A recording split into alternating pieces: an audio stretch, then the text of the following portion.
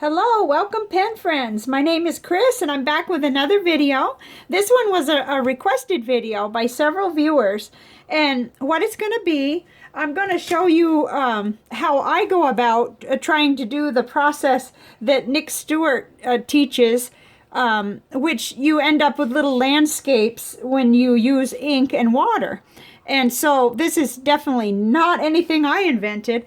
This comes directly from the artist Nick Stewart. And this paper comes from an article in the Ink World, Ink World magazine, no, Pen World magazine, pardon me. And I will link it again here so that you can find this, because if you press on that link and then scroll all the way down, this will be the last page of the article, and it gives step by step what you need and everything. Now, I have 140-pound watercolor paper. I don't have the 200-pound yet, and I have whatever I could find in my collection for brushes. So I think he calls for a number 5 watercolor brush, and I have a 4, but that hasn't bothered me. And then this is an oddball here. This is a, let's see if it'll focus at all, a 3/4 inch Royal and Lang nickel. I'm not sure what you're supposed to use it for, but all that puffiness helps me get water onto the page. So that's the one I'm using. And then I have a dip pen that I sometimes use and sometimes I don't. It depends on how things are going with the picture, and you'll see. So I have my medium Jinhao X750 already inked up with the ink that we're going to try today, because this is the next one on our panel that I'll be ink profiling for you any moment now, or any day now. So this is the one we're going to try. So let's just get started here. I'm going to clear a few things away, but just know that I'm not an expert. I've just been having a lot of fun with this, and people had asked you know, for a video. So here you have to have some water, and I have two. I have one that's clean and one or that's I'm gonna try to keep it clean. Probably this one closer to me. And then I got one that I will make sure, because usually, yeah, there we go. It turned blue. You probably saw that. Doesn't matter what I do to them, they still retain a little bit of the previous color. So I have a paper towel over here so that we can make sure that we're getting just green on this one. Okay, so let's get started. It's really quite simple. The first thing that you do is just put water onto the paper at the at the top, and I kind of make sure it's not too pooled up, because I'm not working with that sturdier rough watercolor paper. I want to just make sure, and it doesn't necessarily make much difference, but I kind of want to make sure that it's not just pooled up ink, you know, it's there but it's kind of ready.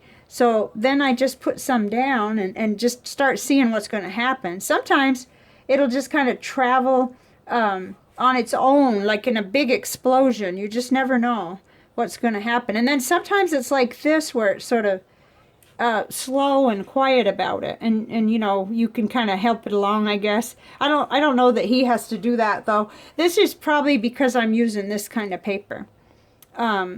So I might just do a little more, you know, because I want some green there. And then we begin to kind of let that dry. Okay, and yeah, maybe I got too much water, I don't know.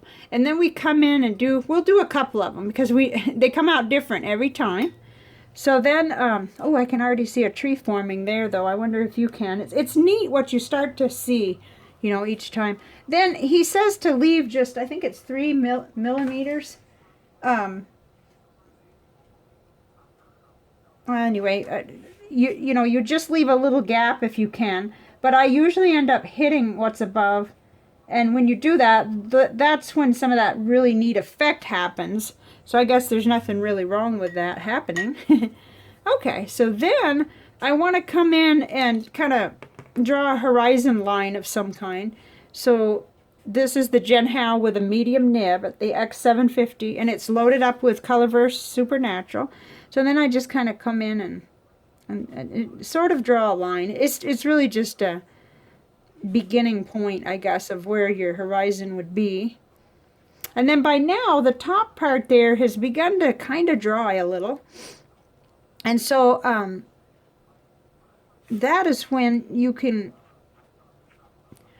go in and start seeing what happens when you dot the page like that. And you know, I get, you know, super weird about ruining things, so that'll come through on the video even if I try to pretend it isn't. But I do like doing trees. I do kind of really love that. And green is such a neat color for that, because there all of a sudden you begin to feel like you've got a tree, you know, and then over there you've got one that's already pretty formed, just maybe needs a little highlights. It may not go all the way down right though, because there's not a lot of water way over here, so it just sort of blurs out, and you could just add in your hints, you know. And then I kind of see something going on here, so this is kind of, you know, what happens. You can get things to happen, and oh, it looks lovely. I do like green for this application, because we're all kind of used to seeing green trees and so forth. So those look like they're further away, so we might just not get real particular with that. It's nice how it darkens in what's going on. Huh. And then over here, you know, I kind of see treetops too.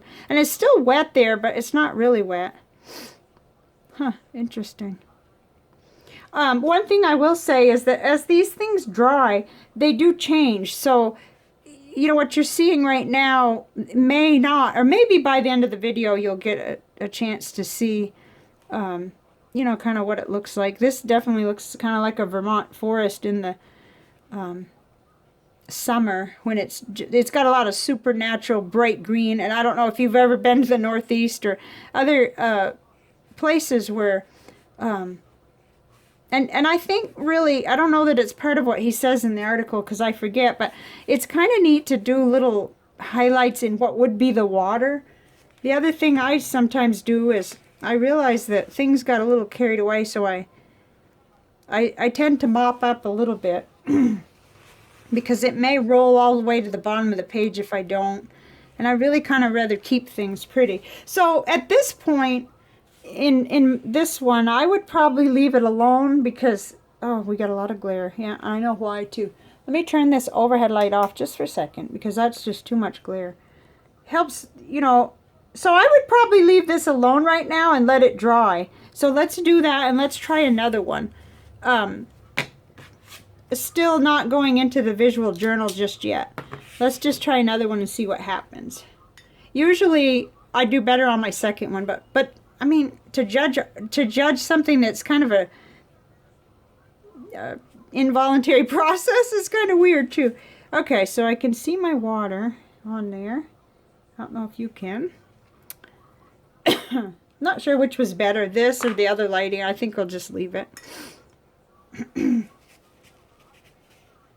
Okay, so this is the part sometimes I feel like I waited too long. Oh, cool. Okay, I do like that when it moves good by itself, and I really believe that that's what the more expensive paper affords us.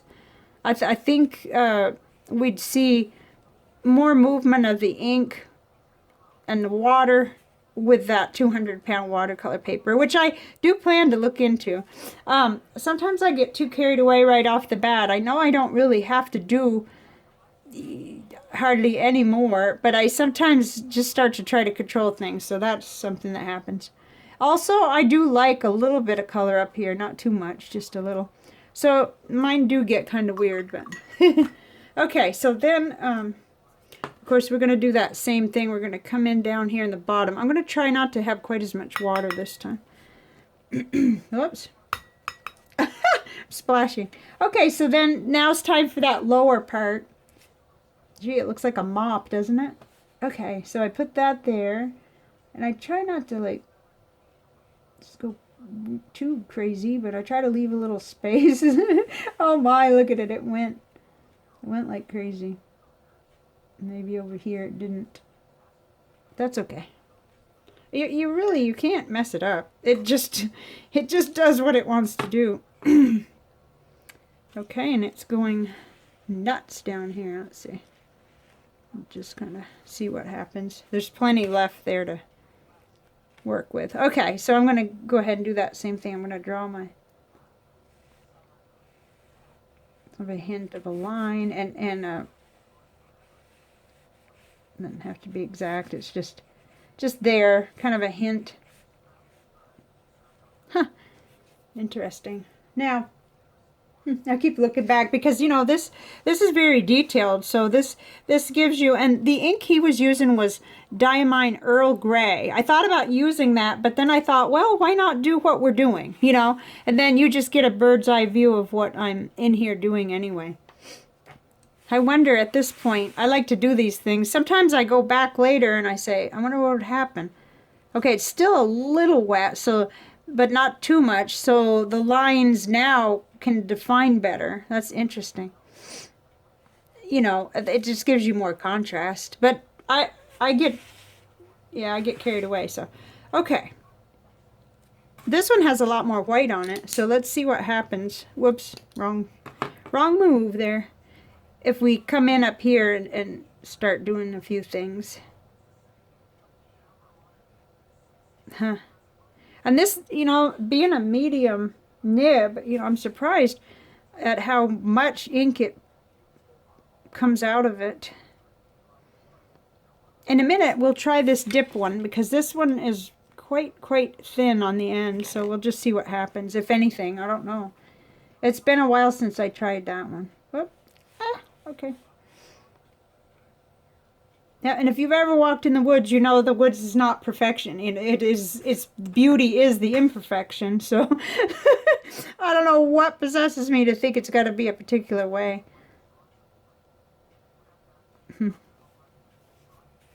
Nice. Okay, let's just go ahead and get a little ink onto this pen. This pen doesn't put down much ink, so maybe it'll give us a different view.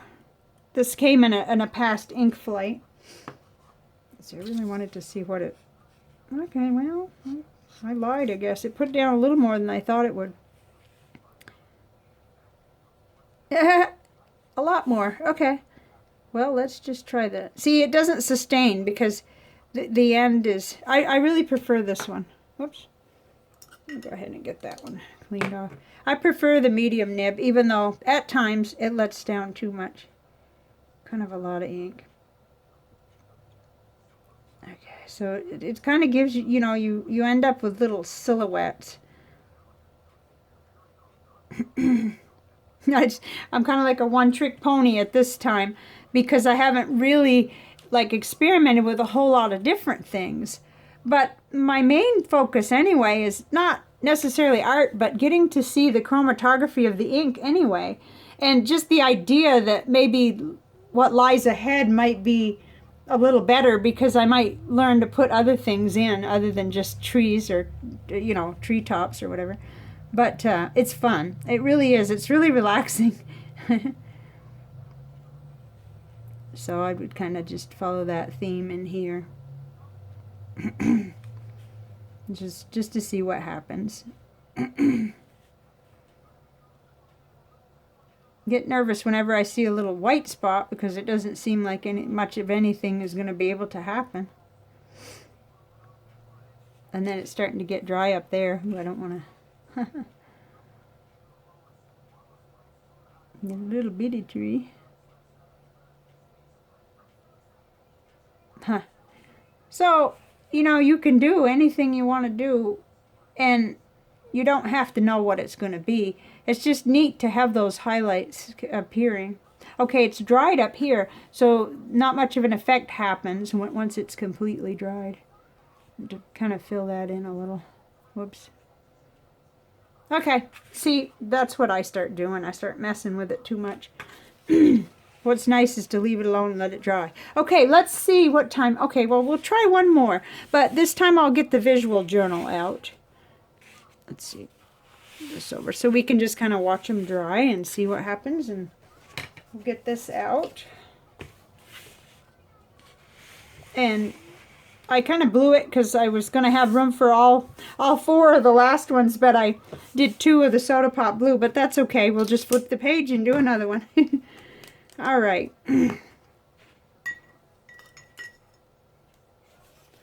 See what happens here. Oop. Okay, so I'm going to do a larger area this time since whoops, it's big. Have it going over to the other side. It's funny because with my glasses I can't always see where it's going. But no worries, we'll just see what happens. I used to do this with an ink syringe, but when I did it with an ink syringe, I didn't always like what happened because it's too much saturation, too much ink ended up. Oh my, this is going to be really different, huh? I guess let's just like go hog wild and not worry about doing it exactly any which way. Just get some ink on there, start letting it dry, and see what happens. Sometimes the ones that I just completely, you know, do some weird thing come out the best. So, okay, so now I'm going to go down below like before. Let's see if you can see that. Yeah, you can. I think you can see it. And get it close, sort of touching, kind of. Okay, you couldn't really plan that if you tried. That's neat. This ink is really good suited for this. I'm really pleased at that. It travels and it has kind of a lot of contrast between, you know, the yellow, the bright green, and the darker green. I like that. It's fun anyway. I think this will just give you an idea of kind of how it works. And some of the inks are, you've seen some of the results. Some of the inks are just really, really explosive and dark, and you know, you never know what's going to happen. That was the Stormy Gray, and then that Napa Burgundy went completely wild. And I was impressed with the Jade. Oh, for some reason I'm not remembering if that was Robert Oster. Oh gosh, that wasn't. Yeah, it must have been. That was the last ink flight. Okay, so this is the opportunity then to see what's going to happen here. Huh. Just add in some dots, and maybe they're birds, you know. That's the thing. I need to get my self out of thinking that it has to look the same, or it has to be a tree or something. And then as it dries and as it pulls into the rest of the water, you just never know what you're going to get. So one time I did a little boat, and it was contrived, but it still wasn't too bad. I don't remember which one that was. It's not here, so it probably was in the visual journal, but I mean, you know, just interesting. But we will see this again after it dries, because you'll be seeing the next page when I come in with the next review. And I guess the next one will be Bunga Box Lamont, which is a bright kind of violet purple. But hopefully this gives you an idea how simple it is, how it does its own thing, and it doesn't really matter how it comes out. It's just interesting.